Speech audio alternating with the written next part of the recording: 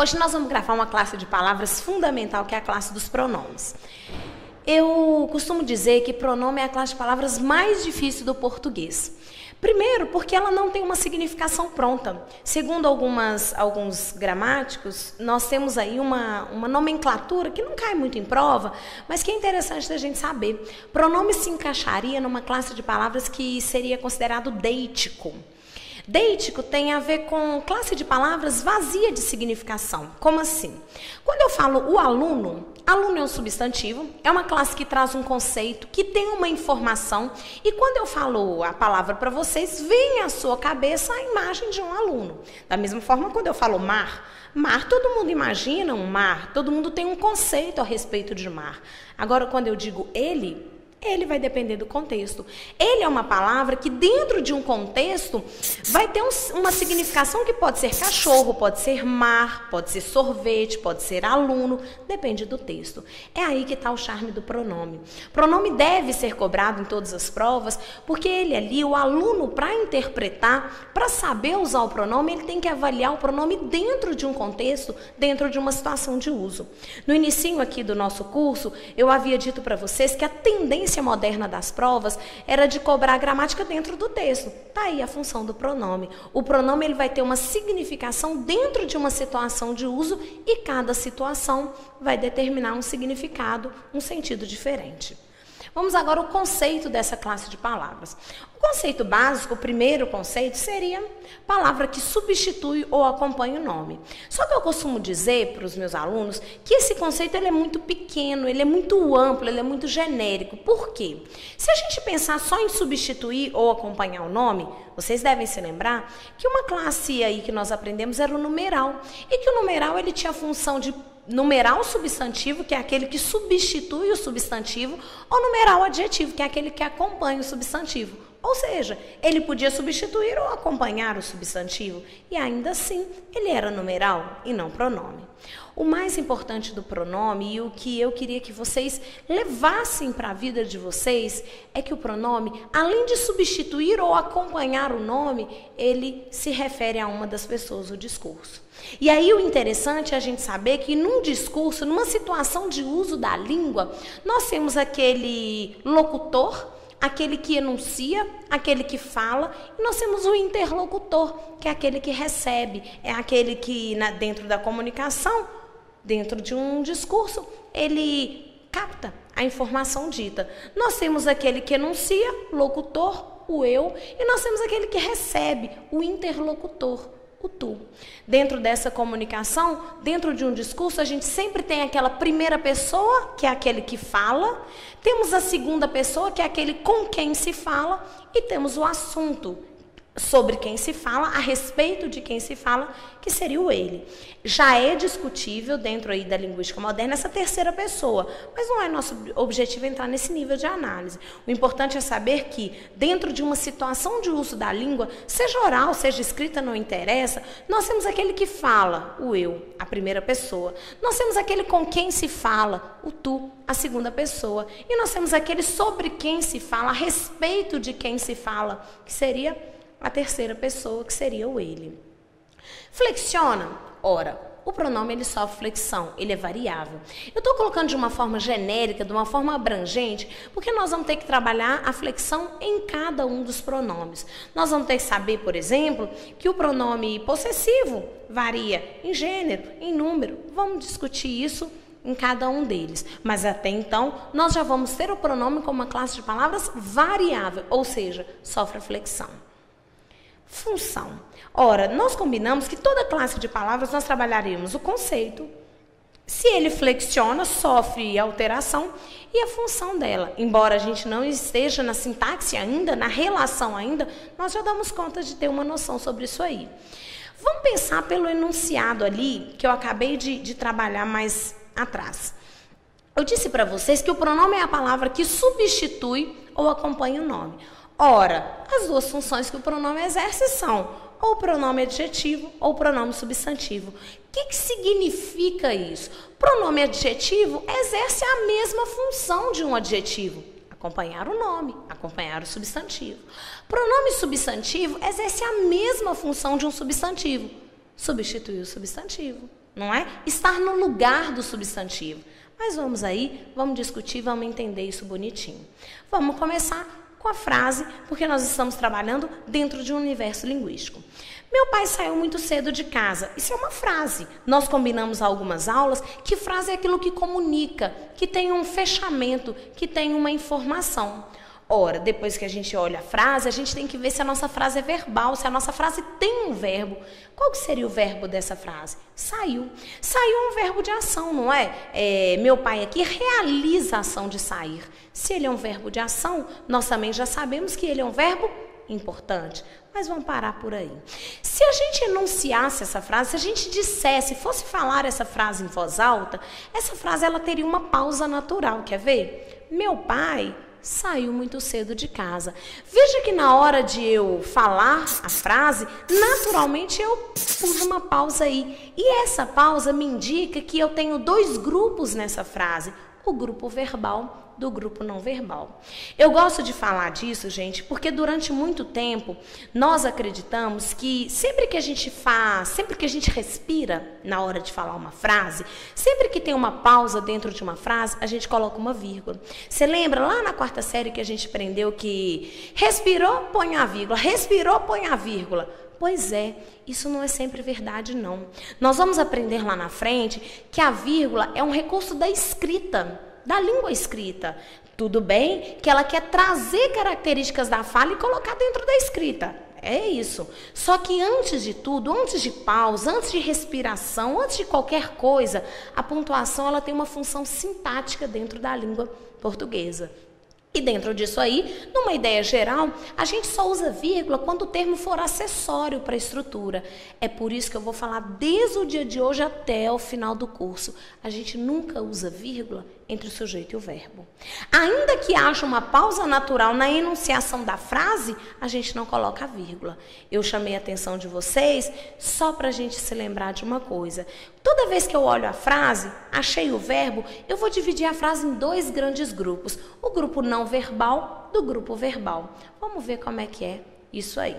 Ora, meu pai seria o primeiro grupo, saiu muito cedo de casa seria o segundo grupo. Nós já sabemos que em português não existe igualdade social e que em cada grupo existe uma palavra mais importante. Ora, já sabemos que na parte verbal, normalmente o verbo é núcleo. Ora, a parte é verbal, em geral, o verbo é a palavra mais importante. Combinamos também que se o verbo indicar uma ação realizada ou sofrida pelo sujeito, esse verbo ele vai ser considerado verbo significativo. Já fiz uma brincadeira com vocês. Quando alguém diz para você, você significa muito para mim, porque você é importante.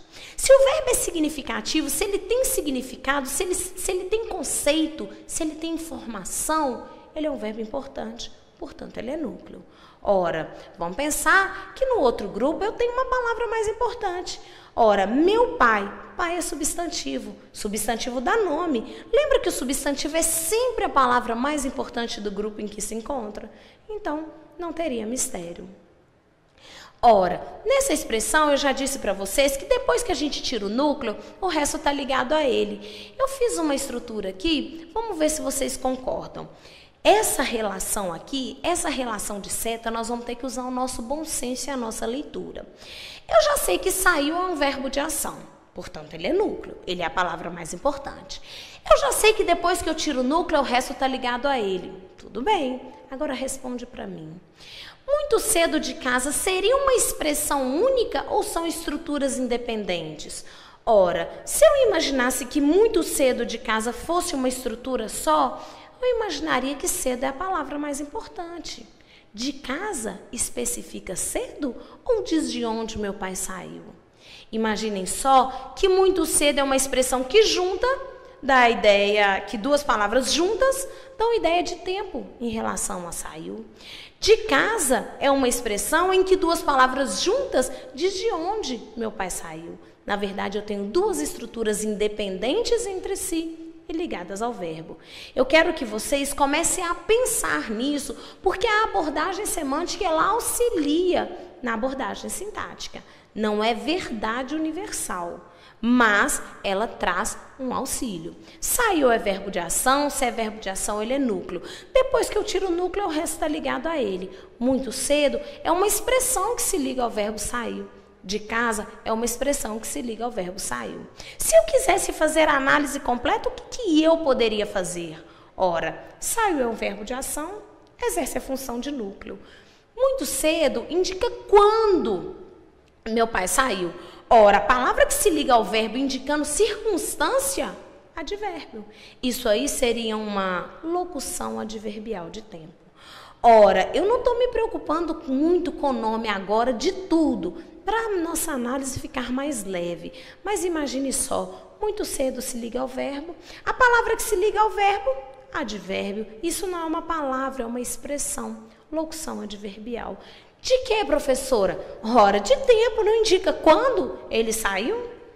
De casa também está ligado ao verbo. A palavra que se liga ao verbo indicando a circunstância em que a ação ocorreu, advérbio. Mas de casa é um advérbio? Não, porque não é uma palavra, é uma expressão, locução adverbial. De tempo? Não. De quê? De lugar, né? Saiu de casa é o lugar de onde ele realizou a ação. Expressão, a circunstância, expressa uma ideia de lugar. Ora, olha as perguntas que a gente já pode ter nessa construção. O saiu aí é um verbo de ação, ele é núcleo, mas isso não vai ser cobrado na sua prova. Muito cedo é uma expressão que expressa a circunstância de tempo. De casa é uma expressão que expressa a circunstância de lugar. Tranquilo. Vamos agora para a primeira estrutura. Na primeira estrutura, nós já combinamos que pai é o substantivo e, sendo assim, ele é núcleo. E depois que eu tiro o núcleo, o resto está ligado a ele. Vamos combinar que pai é substantivo, exerce a função de palavra mais importante, ele é núcleo.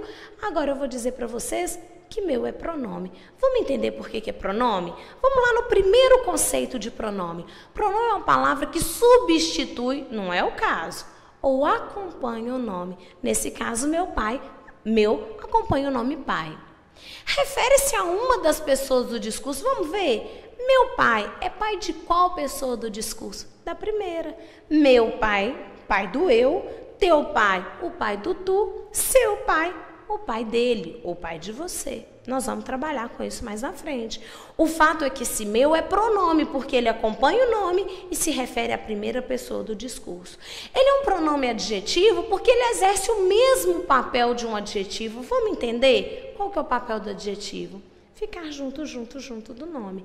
Ora, esse pai, esse meu, ele não substitui a palavra pai, mas ele acompanha pai especificando esse substantivo. Ele exerce o papel de um adjetivo, que é o quê? Acompanhar, especificar, ser adjunto adnominal do substantivo pai. Difícil, queridos. Muito tranquilo, não é? Eu costumo dizer que português é autodidático e não tem mistério. Ora, esse meu substitui pai? Ele acompanha pai, então ele é um pronome adjetivo. Seria ali, ele tinha uma reunião importante. Nesse contexto, o meu bom senso já diz, esse ele aí é quem, gente? Meu pai. Meu pai saiu cedo de casa hoje. Esse hoje eu inventei, né? Meu pai saiu cedo de casa. Ele tinha uma reunião importante. Esse ele agora, ele acompanha o nome pai ou ele substitui? Vamos entender? Ora, a primeira coisa que eu faço na frase é achar o verbo. Que verbo que tem aí? O tinha. Depois que eu acho o verbo, eu divido a frase em 2 grupos. Ele, primeiro grupo, tinha uma reunião importante, segundo grupo. Nós já sabemos que em português não existe igualdade social e sempre eu tenho uma palavra que é mais importante que as outras. Ora, o verbo ter aí, ele é um verbo importante? Claro que é. Ele é um verbo significativo porque ele traz conceito, queridos. Ora, nessa frase, eu fiz a frase para dizer que meu pai tem uma reunião importante. Esse verbo, tendo um significado, tendo um conceito, ele é verbo importante. Portanto, ele é núcleo. Depois que eu tiro o núcleo, o resto está ligado a ele. Uma reunião importante se liga ao verbo ter.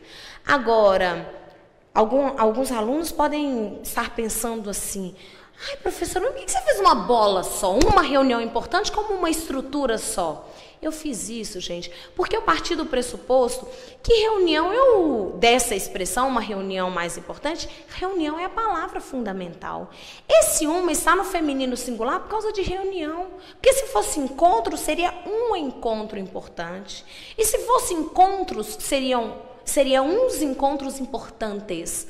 Veja que quando eu flexiono a palavra reunião, tanto uma quanto importante também sofrem flexão, o que indica que eles estão ligados. No nosso primeiro encontro, ou segundo encontro, nossa segunda aula, eu havia combinado com vocês que para saber a relação entre as palavras, eu usava a flexão. Se eu flexionar uma palavra e a outra também flexionar, é porque elas têm relação. Então, aqui, eu tenho tinha como a palavra mais importante e uma reunião importante, se ligando a tinha, completando o tinha, e nós vamos aprender isso mais à frente.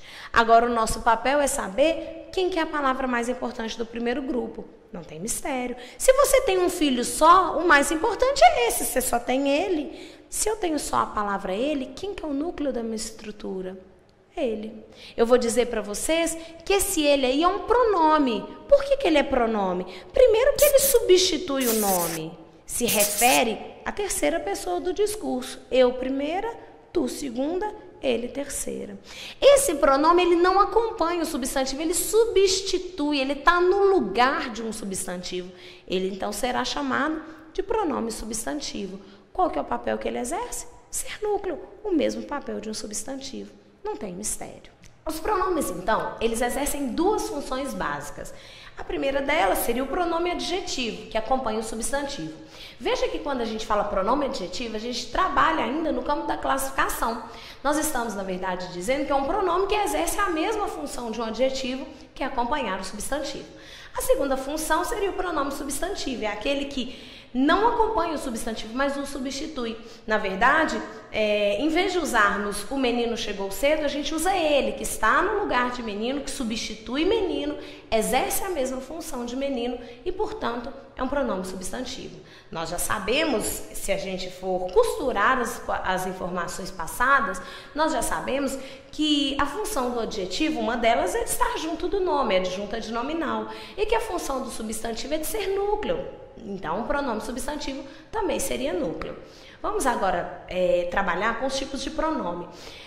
Além dessa classificação pronomes, os pronomes eles são subdivididos em tipos, de acordo com as características de cada um. Nós temos o pronome pessoal, nós temos o pronome de tratamento, temos o pronome possessivo, demonstrativo, indefinido, interrogativo e relativo. Se vocês me perguntassem qual que era o pronome que eu tenho que estudar para a prova, na verdade, é muito difícil da gente separar e falar isso com certeza vai cair, isso com certeza não vai cair. Eu trabalho sempre com margem de segurança. Eu acho que a gente tem que estudar tudo que está no edital. E no edital está o estudo dos pronomes, emprego da classe de palavras. Mas eu posso afirmar com segurança que os pronomes que têm a maior chance de cair na prova, de ser cobrado na prova, seria o pronome pessoal, o pronome possessivo no que diz respeito à ambiguidade, o pronome demonstrativo no que diz respeito à referenciação no texto e não à decoreba, e o pronome relativo. O pronome relativo eu tenho certeza absoluta que alguma coisa relativa a ele vai cair. E nós vamos trabalhar com o pronome relativo, vamos começar agora, mas vamos até o último dia de aula, até o último dia do curso. Eu não sei se vocês se lembram da tal oração adjetiva, explicativa ou restritiva. Pois é, a oração adjetiva tem como elemento de ligação o pronome relativo. Então nós vamos começar com o estudo hoje e vamos até o final do curso. Só para a gente entender, vamos ter uma noção aqui do que seria cada um desses pronomes. Português é autodidático, então vamos pela nomenclatura. Pronome pessoal. Pronome pessoal está ligado a uma das pessoas do discurso. Ou a primeira, aquele que fala, ou a segunda, aquele com quem se fala, ou a terceira, sobre quem se fala. O pronome de tratamento serve para tratar o interlocutor. Pode ser de forma mais cerimoniosa ou menos cerimoniosa, com mais ou menos respeito, não é? Pronome possessivo indica posse em relação às pessoas do discurso. O que é meu, da primeira pessoa, o que é teu, da segunda pessoa, e o que é dele, da terceira pessoa. Não é assim? O demonstrativo, demonstrar significa apontar. Né? Demonstrar, lembra? Mostrar, que é apontar, indicar. Então, o pronome demonstrativo, ele aponta para a posição dos objetos. Eu posso dizer esta camisa, essa camisa com o interlocutor e aquela camisa. Está longe de nós dois, da primeira pessoa e da segunda pessoa. Nós temos o pronome indefinido que indefine, dá ideia vaga, genérica, imprecisa. Quando eu digo 20 homens chegaram cedo, 20 homens é uma quantidade definida, é um numeral. Agora, quando eu digo para vocês muitos homens chegaram cedo, eu sei que tem uma quantidade aí indicada, mas eu não sei especificamente, definidamente. Dessa forma, ele seria um pronome indefinido. Nós temos o pronome interrogativo, que dá a ideia de questionamento mesmo. Qual o seu nome? Não sei quem chegou, nós vamos trabalhar com isso dentro dessa construção. E o pronome relativo, que seria aquele pronome, o mais importante, que substitui o antecedente e relaciona duas orações. Mas nós vamos mexer com isso mais à frente.